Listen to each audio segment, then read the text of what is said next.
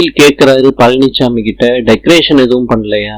எங்க அம்மா பண்ணணும்னு தான் சொன்னாங்க, நான் தான் வேணான்னு சொல்லிட்டேன். பழனிசாமியோட அக்கா பையன் விமல், அவங்களுக்கு எல்லாரையும் இன்ட்ரோடியூஸ் பண்ணி வைக்கிறாங்க பழனிசாமி. வீட்டுல எல்லாரும் பேசிக்கிட்டு இருக்காங்க. ராமமூர்த்தி கிட்ட சொல்றாங்க, முன்னெல்லாம் கோயம்புத்தூர்ல தாங்க இருந்தேன், சென்னைக்கு வந்து 8 வருஷம் ஆகுதுன்னு பழனிசாமி சொல்றாரு. அக்காவோட ஹஸ்பண்ட் ஓடி போயிட்டாருங்க.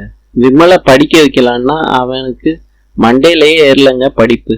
ராமமூர்த்தி சொல்றாரு, பையன் வளர வளர பொறுப்பு தானா வந்துருங்க, கவலைப்படாதீங்க. இனியாவும் விமலும் பேசிக்கிட்டு இருக்காங்க. அத பழனிசாமியோட தங்கச்சி பாத்துடுறாங்க. அக்கா கிட்ட சொல்றாங்க தங்கச்சி, பேசி முடிச்சிடலாமாக்கா?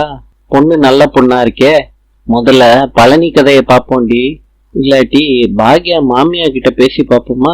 அக்கா சும்மா இருங்கக்கா. ஈஸ்வரி கேக்குறாங்க, என்கிட்ட என்ன பேசணும்? தங்கச்சி சொல்றாங்க, தட்டப்பயிறு கொண்டு வந்திருக்கோம், நீங்க சாப்பிடுவீங்கன்னா உங்களுக்கு குடுக்கலான்னு இருக்கோம், அத பத்தி தான் பேசிக்கிட்டு இருக்கோம். பழனிசாமியோட அக்கா கேக்குறாங்க விமல் கிட்ட, என்னடா பேசிக்கிட்டு இருந்த? அம்மா படிப்பு விஷயமா பேசிக்கிட்டு இருந்தோம்மா.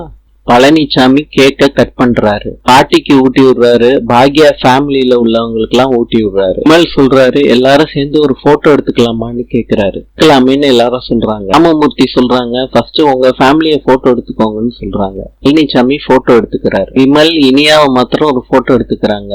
பாக்யலட்சுமி ஃபேமிலி கூட பழனிசாமி போட்டோ எடுத்துக்கிறாரு. நாளை பார்க்கலாம். இன்று